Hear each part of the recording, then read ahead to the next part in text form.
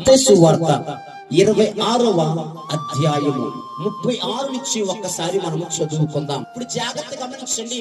యేసుక్రీస్తు ప్రభువారి యొక్క ప్రయాణము, యేసుక్రీస్తు ప్రభువారి యొక్క శిలువ ప్రారంభము ఎక్కడి నుంచి వచ్చిందంటే గెత్సెమనే తోట కానించి. ఎక్కడ చెప్పండి?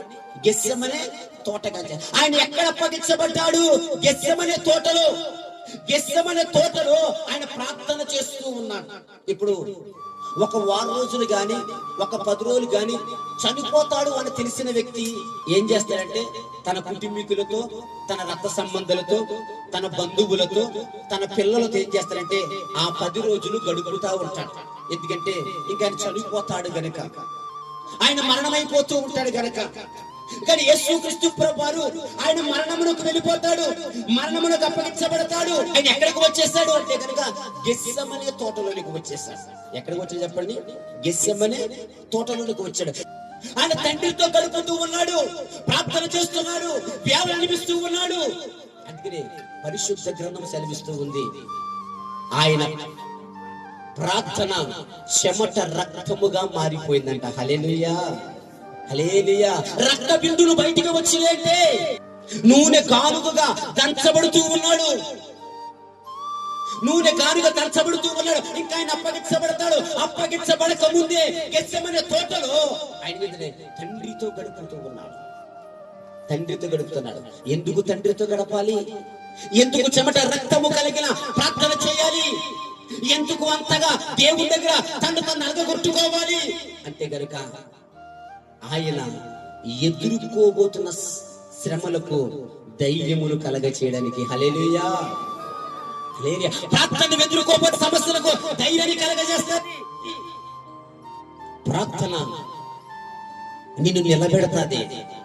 ఎప్పుడైనా కొన్ని సమస్యలను ఎదుర్కోవాలి, కొన్ని చూటిపోటి మాటలను ఎదుర్కోవాలి,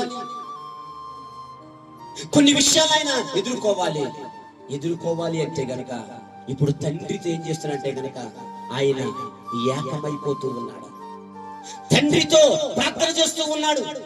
ఆ బాలుగులో నూనె ఏ రీతిగా తెచ్చేస్తాడో అలాగా ఆయన దున్నబడుతూ ఉన్నాడు, అంతగా నలగొట్టుకుంటూ ఉన్నాడు. ఇప్పుడు ఆయనతో కూడా కొంతమంది శిష్యులు ఉన్నారు. వాళ్ళ దగ్గరికి వచ్చాడు. వాళ్ళు ఏం చేస్తారంటే మత్తుగా నిద్రపోతున్నారు. ఏం చేస్తారు చెప్పండి? మత్తుగా నిద్రపోతున్నారు. అప్పుడు యేసు ప్రభు ఒక మాట చెప్తున్నాడు, ఒక్క గడి అయినా మెలకువగా ఉండి ప్రార్థన చేయరా. హల్లెలూయా. ఒక్క గడి అయినా మెలకువగా ఉండి ప్రార్థన చేయాలి. ఎందుకు ఒక్క గడి అయినా మెలకువగా ఉండి ప్రార్థన చేయాలి? నువ్వు శోధనలోకి ప్రవేశించకుండా ఉండనట్లు. శోధన వచ్చిన తర్వాత ప్రార్థన చేయడం గొప్పతనం కాదు. నువ్వు శోధనలో ప్రవేశించకుండా ఉండనట్లు మెలకువ కలిగి దేవుడి దగ్గర ప్రార్థన చేసి దేవుడితో గడపడానికి, దేవుడితో సహవాసం చేయడానికి, దేవుడు నీకు కొన్ని విషయాలు బయలుపరచడానికి, కొన్ని విషయాలు దేవుడు నీకు తెలియచేయడానికి, కొన్ని విషయాలను బట్టి దేవుడిని నడిపించడానికి. ఇప్పుడు గెత్సెమనే తోటలో ఈయన దేవుడితో తండ్రితో గడుపుతూ ఉన్నాడు. గమనించండి, తండ్రితో గడుపుతున్నాడు. ఎందుకు తండ్రితో గడుపుతున్నాడంటే ఆయన ఎదుర్కొనే మొట్టమొదటి సమస్య ఏమిటి?